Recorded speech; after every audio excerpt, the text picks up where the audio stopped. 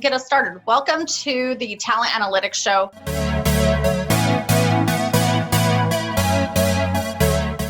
My name is Stacy Broadwell. I will be your host for today, and we're very excited to be joined with our guest, who is Michael Moon. Welcome to the show, Michael. Thank you very much, Stacy. I'm very excited to be here. So you have a very exciting role and in a career path that you've taken to get there. Tell us a little bit about what it is that you do. All right. So recently I was with ADP. I ran a consulting team or team of subject matter experts who helped shape the roadmap for our analytics product. But my prior life, I was an HR practitioner. I worked in HR as well as HR technology and fell into that reporting space early on in my career, being a lover of data and process and logic, and quickly said, wait a minute, why are you using the numbers to do that? And I said, no, you're not doing it the right way. And so I started to realize that there was a need for people in HR that actually understood what motivates people in the workplace, what drives them, how do you actually measure the intangible value of people inside the organization, and how do you make these decisions about people using data rather than using your gut. So like I said, left ADP. I am currently, I do have my own company, consulting firm called Accelerate Research and Advisory. And so I serve both HR technology vendors and organizations. And then I also am an associate professor at Columbia University. A lot going on there. Very exciting. So what is it that we're going to be talking about today? Today, I'm going to talk about, I hope that it will be a nice thread, but I really want to talk about how the current state of the workplace, and I call it post-COVID, even though technically we're still in COVID, but what is going on, right, that we need to be thinking about in terms of how we measure people in the workplace and how we're monitoring them. So it's at a cross-section between talent analytics and technology that's currently being used to try and assess levels of productivity and collaboration. So I'm going to talk about the intersection of those two things and what I call how to use some of these technologies for good and not for evil.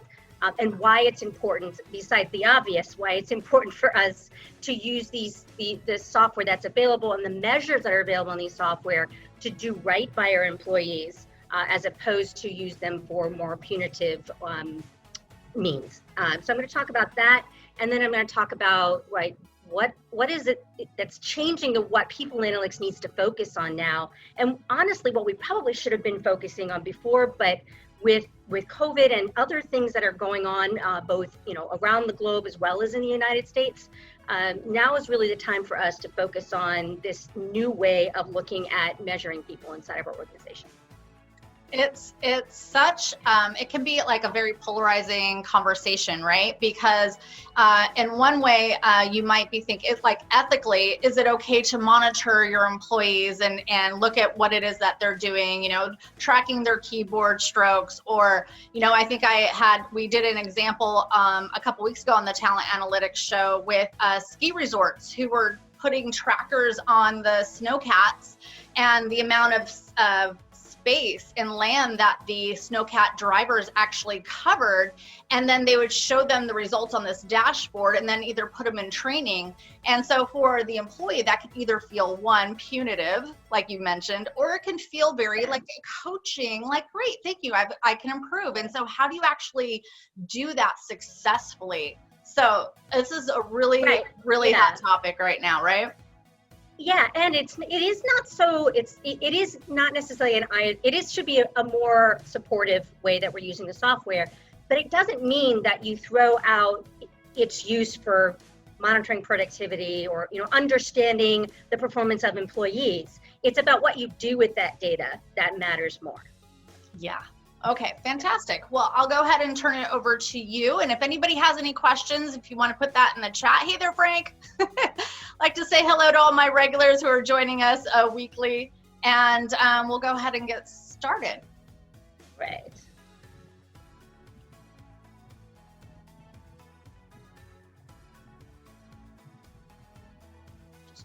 fix my keys here.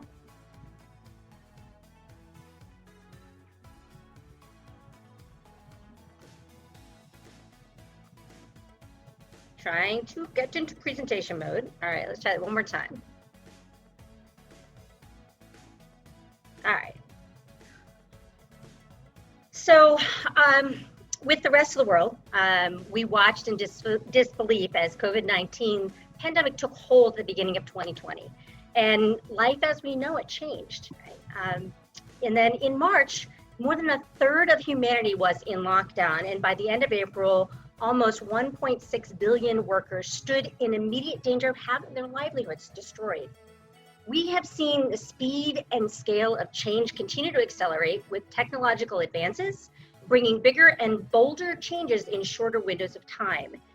We are in what we call a hyper VUCA world. So VUCA is, I always mess up the acronyms, volatile, uncertain, and I forget the last two, but the idea that things are constantly evolving and changing, and we're having to adapt, right? As individuals, as organizations. And what we're also finding is that because of the things that are going on in the world, that those things are actually being forced to go faster, right? So we're accelerating pre-existing disruptions, and interruptions are becoming normalized. Luckily, I'm in a hotel room today. There's no cat that's going to go across my screen. But I think, if we think about where we were just, 9 months ago, how that would have made you feel. And now we're just like, it is what it is, right? So as I've said, the pandemic is really accelerating the way we're thinking about our workers. It's shifting our priorities. And we're starting to think about the ways in which technology can help facilitate the employee experience. But also, there are some things that we need to think about in terms of how it actually can deter the employee experience. And we're going to be talking about that a little bit later in my talk here. So as organizations are forced to respond to crises like COVID and demonstrations of racial injustice in the United States that we're all very aware of, the employee experience is going to be impacted. Levels of stress are definitely higher. More demands are being put on individuals. And this also means that people analytics actually has a role to play, and that role has to change from what we've historically focused on. And so I'm going to go through this little image here. I'm sure some of us have seen these analogies before, right? When we talk about the fact that, people analytics is typically looking at data from the past, trying to then generate insight to understand, well, why did it happen? What might we do differently, right? To also going into foresight, so predictive analytics, what might happen. So again, using past data to understand what might happen in the future. However, we really need to change the way we're looking at people analytics and actually start to pay attention. So instead of focusing more on just the past and on the future, we need to stop and pay more attention to the now. So that's why I call this a concept called now sight. So this means that we have to spend more time understanding what is happening right now in our workplaces to our employees. How are they thinking? How are they feeling? How are things impacting them? How is it impacting productivity? How is it impacting social capital inside of an organization? The pandemic, not that I'm going to tell you anything you don't already know, is put more hours into our working day, creating exhaustion and burnout is the enemy for employee engagement. And simultaneously, we're exposing stress that many workers face in trying to balance their professional and personal demands as personal commitments and roles, such as being a parent or caregiver, coincide with also having to be a stay-at-home parent in a classroom and also having to make your meetings, right? There's a lot more pressures that we all have on us in this environment. And we're also missing out on a lot of the things that we are used to, like the corridor chit chat. So the opportunity to just, check in on people and build and nurture our social capital. But what we've seen is that a lot of organizations have responded to that by having you, I don't know how many of you, raise your hand, right? How many of you would say that you have many more meetings on your calendar than you did before? Right? So organizations are feeling this pressure that, okay, our employees aren't physically here, So how do we make sure they're actually working? Okay, well, let's just make sure we do lots of frequent check-ins, and we'll have a team call every day. And like, I don't know how many of this sound like your life right now, but what we're seeing is an increase in the number of hours that people are working, the number of meetings that people are required to be in. And normally, if you're like me, what had happened to me was I couldn't do my work during the day. Right? I do all my meetings, and then at night I'd work. Right? So that is really having an impact on our workforce. But let's just take a stop for a second and kind of think about, this renewed focus that COVID specifically, right, has had on the role that analytics can play, right? So for different organizations are in different phases, right? Some we all had to stop and respond earlier this year, and may still be doing some responding depending upon the nature of your business and what part of the world you're in. And then many of us started to bring back our workers or re-engage them, either just re-engaging them after, like, now we've got your technology, we've got VPN set up, we've got bandwidth, we've got that controlled, we've set expectations. And in some cases, actually where we have workers who actually started coming back to the workplace that weren't there before, or maybe they were furloughed and now they're been brought back to work again. This means we now have to think about, we're never going to go back to the way things were before. We have to start to think about, what does the workplace of the future look like now that we know what we know? So let me walk a little bit through kind of how analytics has helped. It has helped in some of these areas and will be able to help in the coming months and years. So as the organizations quickly try to respond and react to the growing impact of COVID-19 on both their workers and their organization, there was an immediate need to take stock of how best to react to the pandemic. And they needed to be, HR leaders and people analytics practitioners need to be able to produce, need to stop what they were doing. Predictive analytics, who cares? Let's stop and figure out, where are our employees? So basic understanding of where do they exist?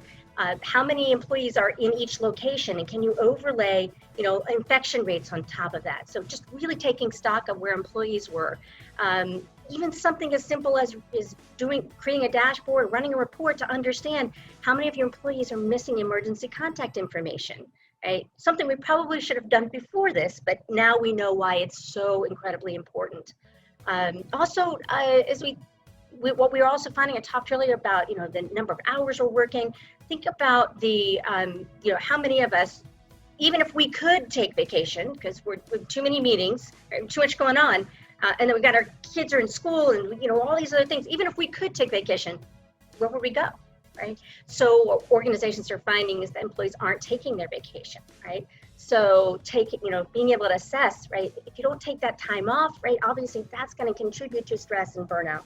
So being able to better understand, not only obviously how it impacts individual employees, but that's also a financial obligation to the company to be able to monitor and understand, and then find ways to encourage and promote us and promote the acceptance of employees just shutting down, right? Again, we should have been doing this before, but now it's even more important. So that's some of the ways in which these are really metrics, not so much analytics.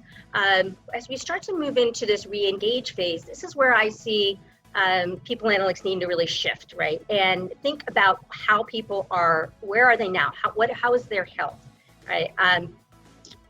Being able to understand not just, so I have this little grid here that I created. So understanding these personas of the people that are able to return, and the people who want to return, and then identifying and using surveys, you do a quick little, Survey Monkey, or you can use a vendor, but something very quick, potentially like on a mobile device that allows you to quickly understand how the circumstances of your employee population, so that you can start to come up with the solutions, the appropriate solutions, or relevant solutions to help support those employees. So if it's an employee that really wants to return to work but they can't, right? Maybe you can dig in a little deeper and understand, for those people, what are the primary reasons that they can't? Most likely it's childcare. It could be their high risk, right? So understanding that and using analytics to understand how people are thinking and feeling right now can help you better create those programs, policies, and guide you to building things that are going to be really helpful employees during this time. Yeah, so that's that one. So then we move on to reimagine, right? This is where we've got to, and we're going to spend a little bit of time talking about this toward the end as well.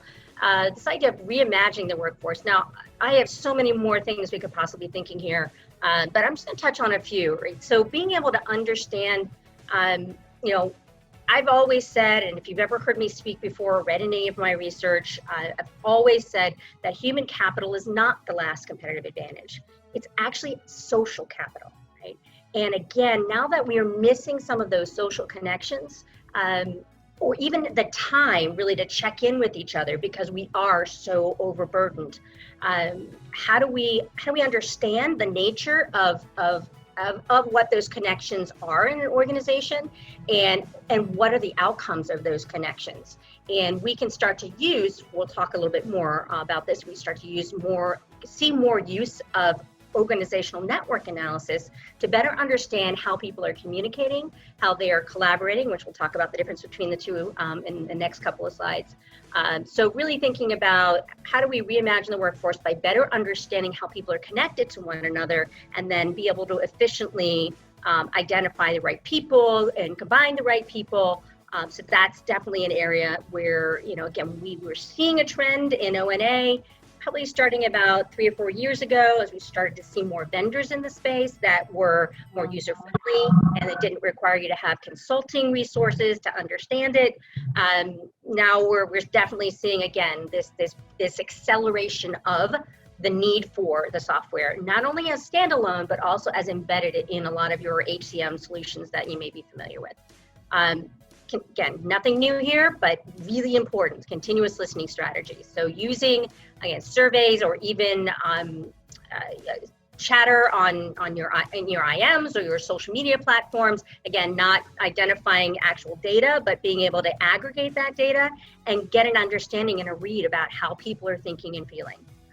And then, I won't go into a lot of detail on the recombining, but the reskilling individuals, redeploying them, right? Analytics is going to be huge in this space to be able to assess skills, be able to assess what combination of skills and what combinations of people are going to be the most effective, team, or we're really going to see a focus on teams. If you aren't familiar with that already, we're already seeing that. So analytics focused at the team level as opposed to the what we call the meso level, rather than at the individual level, which is the micro, and continued focus at the macro level, but more so on how the aggregate impacts the business. So I want to move into, I'm going to share some of the similar themes and data points, but I want to move into what we're starting to see also as a reaction to what's going on in the world. And I'm missing a chart, it might be on the next slide. But, we are, using data, I can't remember the source. One of them was Gallup and one of them was, there was actually it was Gallup, 2 different times, right? And we've seen an increase in the work from home between Gallup and Stanford University. So obviously it's not apples to apples, but the idea is that we've got a large enough sample size that we can infer, right, that the populations are similar, and we're seeing dramatic increase, as we would expect, right, of work from home employees. We're also seeing, this actually comes from Worklytics. Again, I don't have the source in here, but Worklytics is a vendor out there that plays in this space I'm about to talk about. And they've been able to see that there's 15% more hours that people are working each day across the data set that they looked at. And we're seeing, as I mentioned before, an increase in the number of meetings, right? Digital transformation is accelerated. This is impacting the profitability and productivity, or organizations at least think, and that's the key point, they think working from home is negatively impacting productivity and therefore profitability. And then here's the image I was looking for. And I did a quick search out on Google. I ran some analysis on search terms. I looked up in EMS, which is employee monitoring software, which we're going to talk about in the next couple of slides. And I looked at productivity. And I actually overlaid the data from, I believe, December until August. I overlaid the data, and you can see in the left-hand side here, there's a spike right at the beginning of, right in the middle of March, right? And then at the end of August, right? So March, when COVID's announced, all of a sudden, right, we're worried about whether workers are going to be productive. And we're also then seeing, oh, maybe we need to think about monitoring software to measure whether or not they're being productive or not. Are they, can we trust them? Are they, going off and sipping Mai Tais on the beach while, their computer is sitting at home with Google Docs open, right? So I just thought that was really interesting, because what it does is it signals that organizations, maybe they don't trust us, right? But that they believe that employee monitoring software is going to solve the problem. And we'll talk about why that is not necessarily the case. So again, employees can't be trusted. And very interestingly, what I saw in my research was there's a new generation of employee surveillance systems. And there's surveillance systems, right? But they're now billing themselves as being productivity monitoring tools. So just buyer beware when you're looking at these vendors.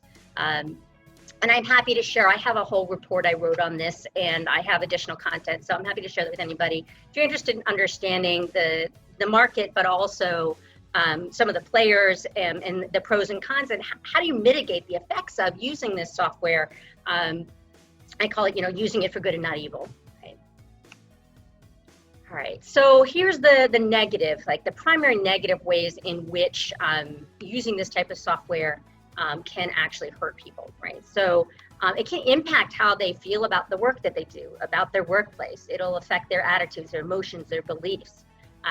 The use of these systems actually in research has been linked to increased stress, health risks, job dissatisfaction among monitored employees. And one vendor, actually I think it's two, but I remember one specifically that I in my head, said, hey, you know what, this doesn't affect employees. As long as they know they're being monitored, it'll be okay. That's not the case, right? Yes, they need to know they're being monitored, right? That's important from an ethical perspective, but simply telling them they're being monitored is not going to make it less stressful, right? In fact, what a lot of research has shown is that it actually can change employee on-the-job behavior. It could actually be decrease their levels of productivity, which is counterintuitive, right? It actually can decrease what are called pro-social behaviors, which are, if you've heard the, employee engagement helps increase discretionary effort. We'll call it that, right? It's the idea that you're going out of your way to do something that's not necessarily required or expected of you, right? And if you're being watched all the time and you're worried about, did I spend enough time in front of my computer? I don't have time, right, to really help Mary out over here. I don't have time. Like normally I would just jump in and help her. I don't have time to do that, right? Which can affect relationships, right? And it can people can become more isolated that way because they're less willing to go out and reach out to other people because it may take away from their time and ability to actually, meet their productivity score for the day. And then you also see changes in negative changes of behavior that are deviant in nature. So, from employees trying to trick the system. There's a really interesting article, a funny article. It came out, I have it in the notes here. But it was a journalist that decided to download one of these pieces of software and just see, hey, what's this like? And he went through this journey and he had his manager kind of chiming in, and they basically at the end of it said, you know what I did, and this is where I got the idea from, is one day I just put Google Docs up and I walked away, right? Because what a lot of the software does is take screen captures. So it's just like, oh, is that work relevant? Great, you're productive, right? And then lastly, just overall negative impact to productivity, because you may not have people, like I said before, interacting with one another as much, and they may also got burnout and stress, right? So if you got burnout and stress, people may call out. People may not be able to focus, right? So that could impact productivity. I'm going to talk about two really quick examples. I'm not going to go to great detail, but Stacey, hopefully we can share the slides if people are interested. But I'm going to talk about two cases of where this actually can go wrong, right? So early February of this year, a report came out about Barclays, where they were using an EMS vendor, and the employees found out that they were being monitored and no one had told them, right? So they were monitoring how long it took them to do things, and how long they were actually away from their desks. And this right now is a pending lawsuit facing, the organization is facing a potential $1 billion fine. Okay. We've also heard a lot about Amazon, and there are pros and cons in both scenarios, right? And there are pros and cons for some of the software and technology and approaches that Amazon is trying to employ, especially in their warehouses. But there is that balance that you have to strike when every little thing that you're doing is being monitored, from how many steps it takes you to get from point A to point B, how long you spend in one particular spot. Right? It's this constant pressure of feeling like, oh my gosh, am I going to get dinged? Am I going to get a thinking futuristic world, right? All of a sudden I'm going to get a little electrical shock. Oh, gotta move, right? Kind of like my Fitbit, except it's a little less painful, right? So there's this idea that employees, it's like a mysterious productivity metric and algorithm, and quotes everywhere you find, they feel like they're being treated like robots, right? So and there are lawsuits underway. And then we're at protests, right? So some of the negative impact is the bad publicity. We think about the employee brand, right? Now Amazon's huge, right? But that doesn't mean that these types of things don't impact employees, and they shouldn't be caring about the way in which it does. And if that wasn't bad enough, many of these vendors are not measuring the right things, or in the right way, or even things that actually matter. And so when you read through and you look at all these different vendors, many of them will say, oh, we are able to show that by using the software, the X company saw a 15% increase in productivity. And we've seen collaboration increase since, sharing scores with individuals, right? Well, the problem is, let's start with productivity, is most of these vendors are focusing on measures of time. So measuring quantity. How much time did I spend on that site versus that site? How much time did I sit in front of my computer? How long was I logged into the VPN? Because if you think about, we think back to, Frederick Taylor days, right? Number of widgets you produced, right? You had a quantity, in this case it was a quantity of product, right? You had 10 widgets you needed to produce per hour, and if you produced 10 widgets per hour, bam, you were productive. Well, we don't really rely on widget building anymore. And in the end, what this does is build a false sense of complacency for organizations who are using the software. When they're seeing, oh, the productivity scores are increasing, really all they're showing is that employee utilization is going higher, but that doesn't mean the output is also going higher as well. And so what we should be doing, when we think about measuring productivity, and we even look to these vendors, and some of them actually have ways you can customize so that you are focused on the things that actually matter. But if they don't, right, we shouldn't be using any analytics or analysis that's coming out of these tools to make decisions about how productive someone is or is not. Right? We need to emphasize the quality of the output. So let's think about it this way. I might be able to produce 100 toys, in 8 hours, and that makes me highly productive. But if none of them work, does it really matter that I created 100 toys? And then we need to start to think about, how do networks affect pockets of productivity in the organization? So even by being able to identify areas, like if we talk about quality, what you could talk about, then even you can talk quantity, but let's talk about things that really matter, like the number of patents created, the number of sprints completed, right? You just start to look at, with X amount of bugs left, right? There's lots of ways that we can start to look at quality by looking at quantity, right? And then we can look at, those areas that might be more productive and start to overlay network analysis on top of that, and be able to better understand, well, what is it about one team or one division or one group of people that are able to be more productive than others? And you can start to learn from that behavior and use that to reinforce in other parts of the organization. And then we have collaboration, right? So there are a lot of vendors, and some of them I'm not going to name names, right? But I'm going to talk about them because they do this the wrong way, but there's still value, right? So what we do need to be careful of is that they're not actually measuring collaboration, right? They're measuring the frequency with which I might speak to people, or you might speak to people, or how many meetings I'm with a certain person, but that's not collaboration. That's just, hopefully communication. That's not necessarily collaboration, because you don't know what the content of those meetings are. So for example, if I've got a collaboration score that says, I'm going to Mary and I are meeting, and Mary's on top of mind right now. She's a good friend of mine who's actually home with COVID right now. So I'm just going to use Mary as an example for the rest of the talk.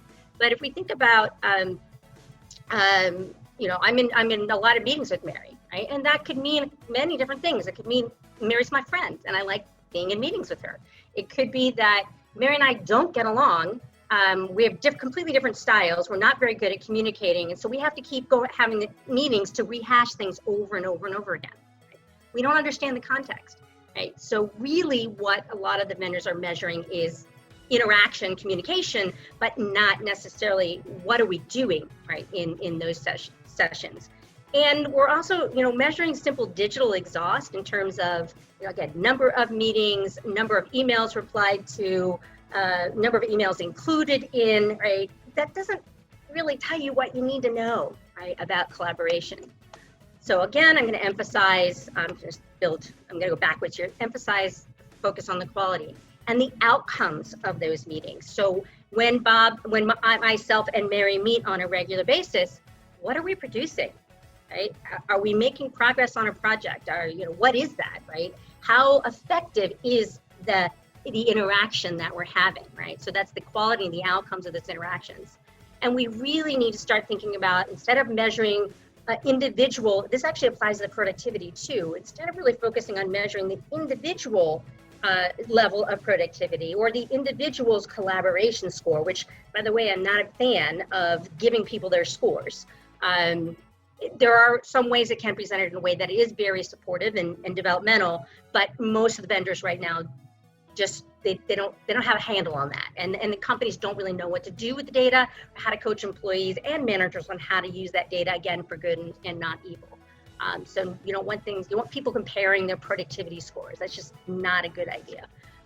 So thinking about how do we measure, how do we look at a unit of measure that's at the team level, where we can focus on quality as opposed to just at the individual level, where we're focusing primarily on quantity or an amount of time spent doing something.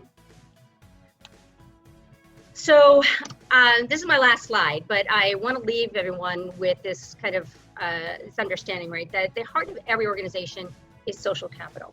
And social capital is made up of trust. It is the norms of reciprocity that exist inside of an organization. It's those connections. It is not only the structure itself that matters, but how we as individuals fit within that structure. And so People Analytics has the opportunity through ONA and other means to help us as individuals understand how we sit inside of an organization and ways that we can become more connected to others or less isolated.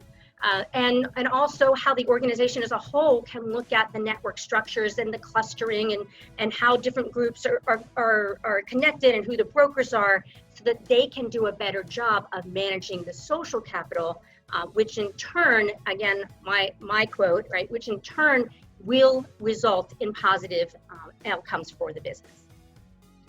Thank you very much. Really great stuff there. We had a question, and I have a few questions too. Let's jump into our Q&A. Can you see the Q&A at the bottom there? Yes. I don't know if you can click on that and read that question, because it is directed at you. I feel like I'm at a job interview. So an example of an HR information governance strategy developed and executed. So I'm going to assume we're talking about HR data governance strategy, right? So I did work on a team that developed one when I was at Thomson Reuters about 7-8 years ago. We developed that team specifically because we were transitioning from PeopleSoft to Workday. So we said, what better time, right? So if you're thinking about, if you're going through an implementation or a change in systems, and it's always a good opportunity, it's the right time, right? What you think about, we've always done things this way.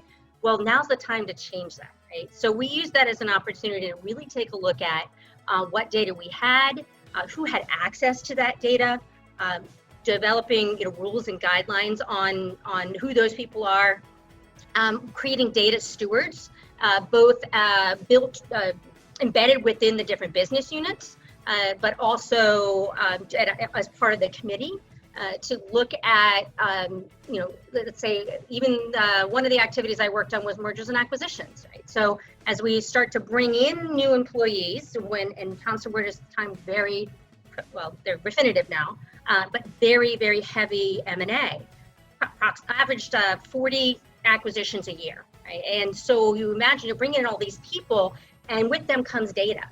So what we were finding was, historically, what was happening was the HR person who was responsible for that overall responsible for the integration and the whole, deal, wasn't doing all the work they needed to do ahead of time to understand what kind of data do we have on these people, right? What's the quality? How does that map back to what we have in our systems? Do we need a new company code? Do we need an FEIN, right? Well, all these things, right? Thinking about data. So that was like one of the work streams. So identifying different work streams where data, it's about data quality, data integrity, and data security. So hopefully that answers the question. I could keep going on, but I want to make sure we have time. Yeah. Yeah, I feel like that was a little bit of a different question than what we were kind of talking about, but I think that the timing of your talk is perfect because I had so we have the Talent Congress conference coming up October 20th through the 22nd, and by the way, you can go to talentcongress.com to register and see all the speakers. But one of our speakers, the head of talent acquisition, we're talking about the type of topics that she could speak on, and she said, what I would really, really like is, oftentimes when we're building a talent acquisition function or any function in a business unit, that we are often focused on the longevity and the future and how this will be carried out long term, right? So it's we want to implement this process and, in 5 years, we'll take a look at it or what have you, or assess in a couple of years. And, she's like, in this particular time, we really need to adjust what we're doing. And then also, it's so uncertain, like we go back to that VUCA, the volatility and the uncertainty, and what were the other two again? But the conversation. Yeah, let me look it up while you're talking. Yeah, well, I think somebody actually, Frank, thank you, Frank, put it in the chat there what it was. But thank you. The ability to actually have a methodology that is almost an agile methodology where you are constantly changing as we move through this is going to be an essential quality and a way of doing things, especially in this time. And so I think like you were kind of really, you were talking about this now site when your first slide, and somebody had mentioned in the chat, they're like, what a great term, now site. Just the hindsight and the foresight, what have you, but like that focus on now, and that can be challenging, for some organizations to really kind of pivot to that, and I don't know if you've seen that kind of play out in different organizations. So I think some of the emphasis in the now side, we've seen it from the continuous listening strategies, right? So even if it's like a pulse survey, with one or two questions, right? But the problem is that even if you do emphasize trying to understand what people are thinking and feeling right now, you also have to do something about it right now, right? So the curse of surveys, right, and it is the fact that you do this survey, even if it's a short one, but we're all used to the long ones in our companies. If I don't see, like, what was the point, right? Every year I say X, right? Now, obviously, I'm not the only one responding, right? But then when you see the responses in aggregate, and every year we say, oh, there's a lack of collaboration across the organization, yet why aren't things changing, right? So the challenge is, while we're continuously listening, we have to be continuously doing something. Right? And it doesn't necessarily have to be the right thing, right? If we think about it in terms of product development, I just spent the last 3 or 4 years kind of embedded in a product development team, this idea of building an MVP, right? Your minimally viable product. It doesn't have to be perfect. It's about let's hear what people are saying. Let's think about how we can actually address some of this right now, as opposed to, okay, let's hear what people are thinking, and let's go off and have focus groups, and let's see what people think we should do, and let's go back to leadership. And then, now you're 6 months later and the now is gone, right? Yeah, it is really kind of that continuous integration. I mean, you see it with tech teams when they're building product. It's that agile scrum. We're going to have sprints. We're going to meet together. We're going to integrate, or iterate, and then we're going to change if needed. And, that can be a different sort of mindset for HR and talent acquisition teams, but something that they really in this time need to embrace. And I have an agile certification. Yeah. So I did some HR and agile and HR work. No, but I think you're spot on, right? What's interesting about the competencies, right? So what's interesting is none of this is new. So, maybe 15 years ago, Ed Lawler and Alec Levinson at a USC Center for Effective Organizations did some work in a paper, and I think they were highlighting Capital One, if I remember. And they were highlighting the idea that it's not called change management, it's called managing change, right? And then developing this concept or approach where it's about also not only building the capability, but hiring for somebody. And again, we know about the growth and fixed mindset, but we'll move out of that, but more about the idea that no matter what somebody says in an interview, they're going to say, I'm very comfortable with change. Yep, absolutely. Yeah, I can handle it, right? There's some people going to be like, nope, not me, and I'm out of here, right? But most of the time, they're going to tell you what you want to hear. So I think there's more, that's where you have room for your behaviorally based interview questions, right? Tell me about a time where you had to change course quickly. What was it? How did you react to it? How did it make you feel? Like, we never talk about that side of it. We always just talk about the objective. Like, so how did you, what was is there something you would do differently, right? So it's not just about how well did they respond to change in the past, but how well might they respond to the change in the past, in the future, based on, being, having emotional IQ and kind of understanding and being self-aware. Our previous guest last week was Anthony Ferreras from Nordstrom, and he spoke on just that, on hiring what he called RAD, resilient, and resilient professionals, especially in this time, and how you can actually ask those behavioral questions. If anybody wants to take a look at any of our previous shows, by the way, the TechRecruit YouTube channel, one word, TechRecruit, you can find this as well as all the other ones. But just a fascinating and just a resonating conversation on being able to identify, because when you're dealing with this change and these volatile times, you can have that fight or flight sort of reaction to it. And when you have in companies, having somebody who can adjust through those ups and downs and be resilient could be crucial for a company's survival. But also, Stacey, it's also having people in the organization that can also help other people adjust. And so it shouldn't be like this either or. You must be able to do this or you won't succeed here. It's also having people inside the organization who do not walk around going, guess what, this is how it is. Either you survive or you don't. We need to be more social and support one another, and be able to help, especially as managers and leaders, be able to help our employees understand their role in the change, helping them, just better understand, right, what they need to do and what they could be doing differently, as opposed to dinging you, right, because you freaked out because you had to change your product, your product strategy overnight, and now you got to pull an all-nighter, right? So there's got to be a level of empathy that comes from leaders and managers too, because guess what? They're not perfect either, right? So, yeah. You had mentioned in your slides the networks, in measuring productivity, some networks within your organization being productive, and how you can take a look at those versus individual people. And I wonder too, as you're thinking of these leaders as being able to pull people together, is that more of a a leadership quality that is based on being a coach? Or, I mean, how do you assess that quality versus somebody who's a boss, like the coach, like, hey, let me help you be productive. Let me help you succeed. Yeah, so it's a combination of that, but it's also about bringing the right people together. It's about establishing the norms of how you're going to interact with one another. So if we think about, so it is a coach role, but it's also the leader's role.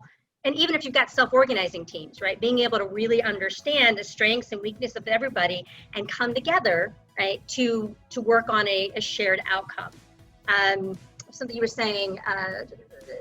So, I mean, if we think about, if we want to measure productivity in terms of innovation, right, we know from research that diverse networks, right, so diversity in general, right, actually creates can encourage what's called creative discord, right, which creativity is the precursor to novel and new ideas, which is what feeds into innovation. Right? And if you measure productivity in terms of innovation, right, so the more diverse your groups are, and we're not just talking about just gender and ethnicity, we're talking about different education, different experiences, maybe people with different backgrounds, like someone from finance is going to come in and you got someone from engineering. In fact, Amit Mohindra, when he was at McKesson running the workforce planning and analytics function, what he did was brilliant. And he started this team and he grabbed people from different departments. In fact, he had someone from finance, he had someone from marketing, an engineering individual. He had an economist. I'm making some of these up, but he had people from all different areas. And that, to me, I call that the 360 degree lens. Right. I'm at a hotel and there's like this lamp. It was a cat. Yeah, no, not a cat, just a lamp. So this 360 degree view of the subject, right? So even when, I was an undergrad, so not many people know this, but my first 2 degrees had nothing whatsoever to do with HR and people analytics or psychology. I'm actually a member of Actors Equity, and I studied theater. I have a master's in musical theater, and I was a performer. And one of the things that I loved about my undergraduate education was only half of our classes were in our major. And the other half, we could take anything we wanted. But even in our core classes for our major, we were being taught the history, the politics, the religion, the art, everything that was happening in the world during that time. And I think the more that you can use that idea of all these different lenses coming together to look at a problem, the potential is enormous. I like the term that you used, social networks. Wait, is that the term you used? The collective, the continuous listening, the social capital. That's what it was. I wrote that down. The human capital versus the social capital.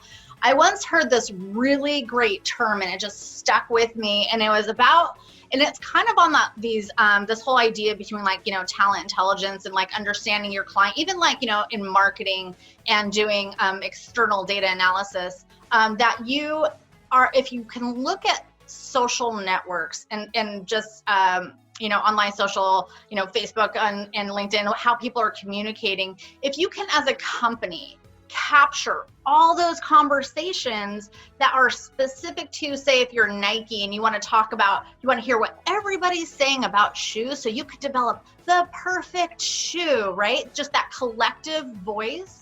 And it's interesting to take that down to another tier of it just being internal, like the internal voice of your company when they're talking about, on Slack or whatever those networks might be internally, or IM chats, that there's maybe, disruption or concern, and you can address those with these monitoring systems. But, I think there's so many different layers with monitoring systems that I, for one, think that it's actually, I'm actually pro monitoring systems. And I feel like, if you're given a computer and you have your emails that are, in your company, I mean, I just would assume that they're looking at that stuff, but maybe I just assume that that they're monitoring all that sort of thing. Yeah. There's certainly ways where companies, if they may not be looking at your emails, they can notice the productivity maybe is down. Like after the first month you join, you're just like, oh, I love this job, I'm like super into it. And then after 3 months, you're answering your emails maybe really late at night versus like first thing in the morning. And that can maybe flag you as a flight risk, you know, like, oh, what's going on? Or the complete opposite, right? That could be a flag that that person is overworked.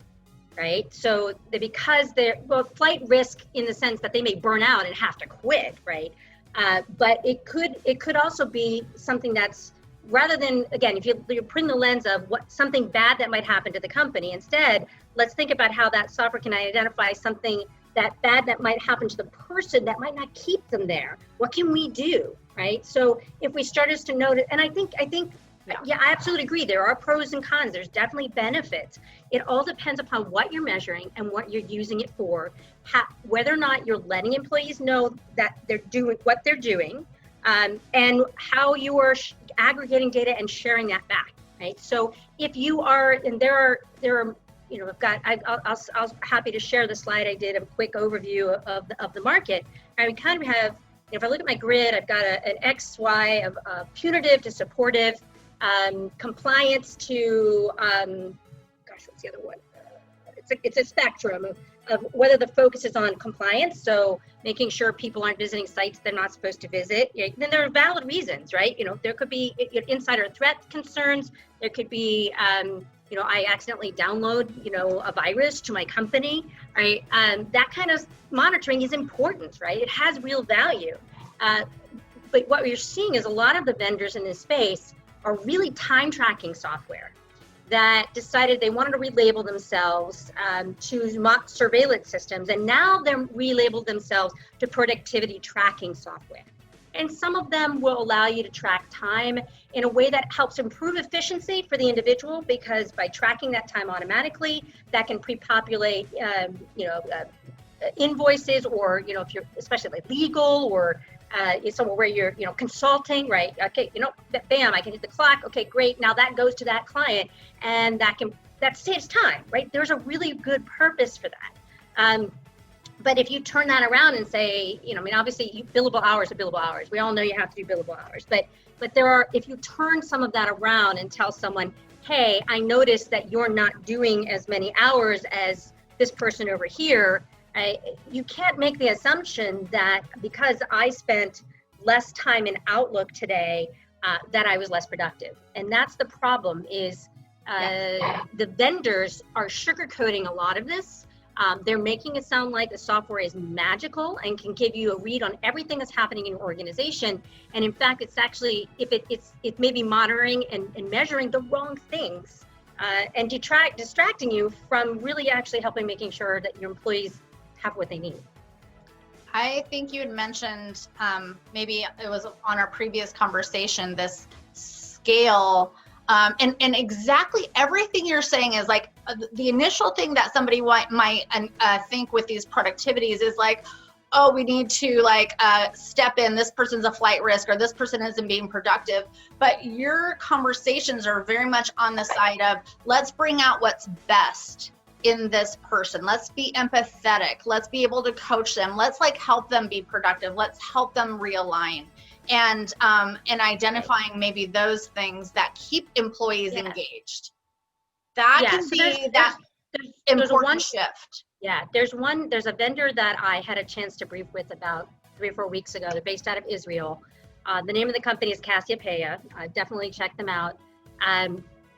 What they have done, and they started building this software 3 years ago. So they were building software for managers who have remote employees.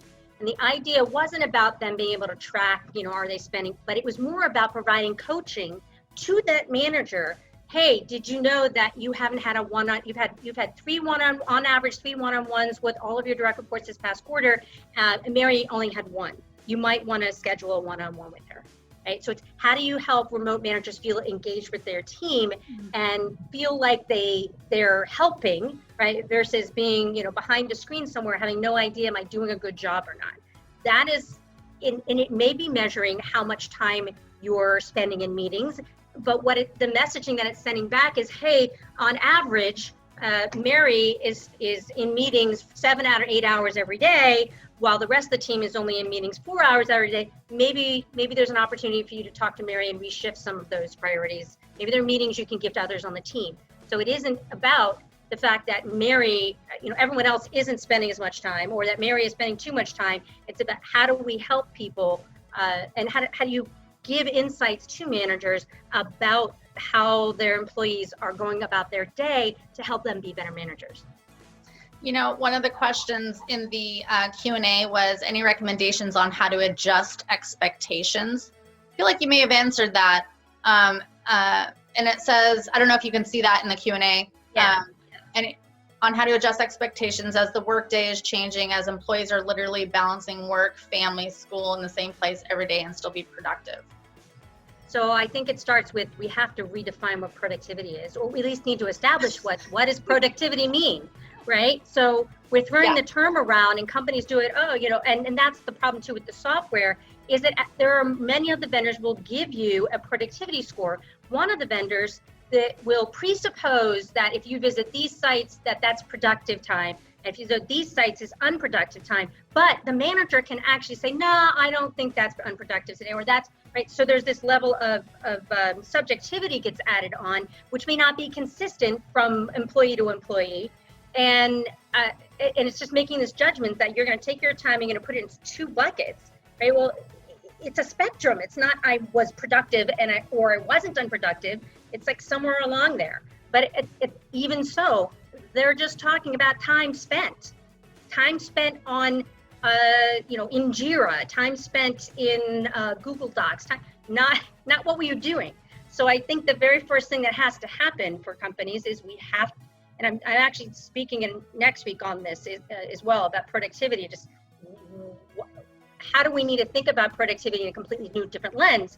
And I've shared some of that already, but it isn't going to happen overnight. And I think this is also an opportunity where people analytics could help dispel certain myths, right? So if we're able to start to measure the look at networks and measure how interactions and the outcomes that they have, right? We can show that is actually a picture of productivity. And guess what? They only spent 20 hours doing that because they were together, the right people together, right? They were able to get what needed to get done. I do think that it's going to take some time, but by virtue of even this idea that most of us are working from home, where was I going with that? Productivity. Yeah, but Networks. I lost it. Productivity. Yeah, it's on productivity, but it's this idea of working from home. And I think companies are going to start to be surprised, right? They're going to start to see, wow, look what they did, right? But they're going to see other areas. We saw the story of, and I always say, triangulate your data, no matter what news story or article you hear, right? But also read those articles with what I call my critical HR thinking cap. So the article came out about JP Morgan Chase saying, okay, we're recalling all of our employees for a certain part of our business because productivity is down. But they didn't actually indicate what productivity was. How were they measuring that? How do you know, right? And if you're just talking about sales is, that's not the thing you should be, sales could be impacted by many, many other things. Like, maybe the fact that a lot of people aren't, shopping, or right, there's other things going on. You have to think about the system, right? And so I think it's also, so it's redefining or even having a true understanding and definition of what productivity is, which has to be customized depending upon what kind of job you have. And you can't use the same productivity measures and scores for a recruiter that you would for a benefits person, or that you would for a developer, right?